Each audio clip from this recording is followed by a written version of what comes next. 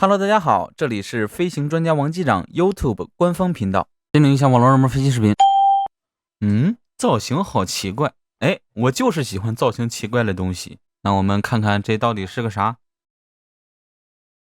这不是模型啊，更不是飞猴子，它是世界上第一架超级巨型的双身飞机，名字叫做平流层发射。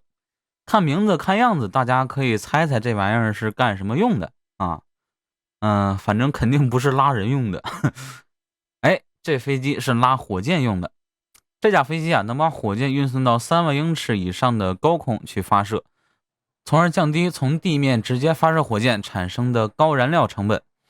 这架飞机啊，起落架有28个轮子，翼展117米，6台发动机啊，重达226吨，2个机身中间可容纳25万公斤的有效载荷，包括火箭和卫星。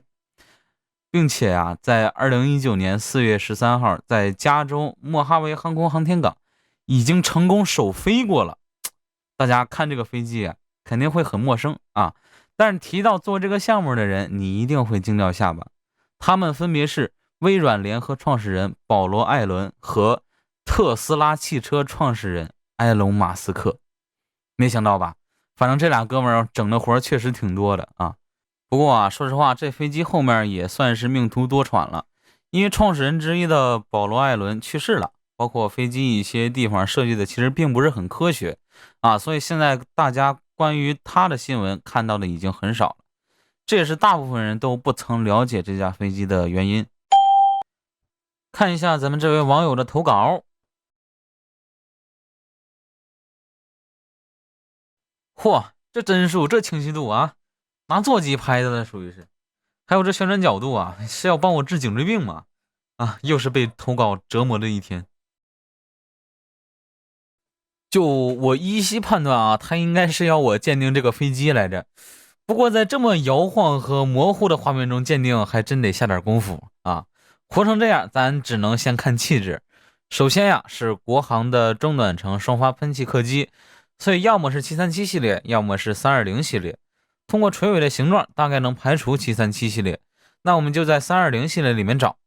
但是啊，国航的320系列很多都装了这个一烧小翼，这张图我实在看不出来装了没有。但综合所有信息呢，大概还得从这里边找。国航的320系列有 A319、A320 和 A321，321太长了。那从320和319里面选，我更倾向于319，因为320的气质啊，感觉要比这张图上的更长、更瘦、更帅气一点。各位眼尖的网友啊，也可以一起讨论讨论。那空客320家族都如何进行区分呢？我们回头开一个鉴定系列的番外吧，用高清的图片和视频好好说道。我也不想折磨大家，大家投稿也别折磨我，好吧？里海怪物，它长106米，10台发动机，航程7500公里，能以800公里时速运送850名士兵到世界各地，而且贴着水面飞行而不被雷达发现。VVA-14水上反潜机。里海怪物是真的，是原苏联阿列克谢耶夫中央设计局利用异地效应设计的地效飞行器。前面说的数据呢也都是真实的，所以这个还算是个比较负责的营销号啊。那个时期啊，苏联搞了不少这种非常奇葩的东西，我们之前也讲过一个叫 VV-14的，反正这些东西啊到最后也都没发展起来啊。地效飞行器要详细讲的话就没完了，大家感兴趣可以自己去查一查。我们来说说这个里海怪物名字的由来。20世纪80年代呀，那会儿正好美苏冷战呢，老美间谍卫星去里海拍照去了，这才发现了这么个玩意儿。因为都不知道是啥，又是在里海发现的，所以西方称之为里海怪物。相关的情况呢，在冷战结束后大批的资料解密时才真相大白。看下网友的投稿啊。战斗民族的航空到底有多猛？俄国航空算得上彪悍的航空公司。这个世界上没有俄国航空这个东西啊，它应该指的是俄罗斯航空公司或者俄罗斯的航空公司啊，区别挺大的。他们的口号是无论什么天气都能准时送达。灿红登陆我国时，当时很多航班被迫取消，但俄航的 SU-209 不仅做到了准点降落，将乘客送达目的地后，又返航莫斯科。俄罗斯航空的2个代码是 SU。2个代码是啥情况耶？ SU 是俄罗斯航空的 IATA 代码，IATA 代码就是国际航空运输协会为全球各航空公司指定的代码，比如中国东航的 MU 国航的 CA 等等。外国的话，比如美国航空就是 AA American Airlines。值得注意的是这个代码有时候并没有和该航空公司有太强的相关性，这个涉及到多种情况，比如说申请代码的时机此前是否有被占用等等。比如说东航的 MU 就是没有任何意义的。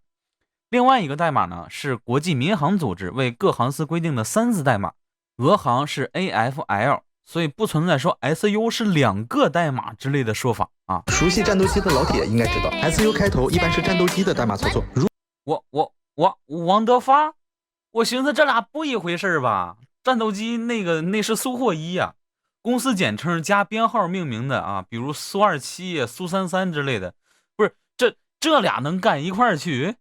你这离谱他妈给离谱开门，你是离谱到家了呀？你是。如果不凶猛一点，怎么对得起这代码呢？这只能说明俄罗斯的机长水平高，技术也很过硬。再看看俄罗斯的空姐，都是半貌美大长腿，颜值绝对打消了你对俄航的恐惧心理。俄罗斯的航班有个传统的习惯，飞机降落后，全体乘客要热烈的鼓掌，感谢机长的不杀之恩，不坐一次俄航，人生都不算完整。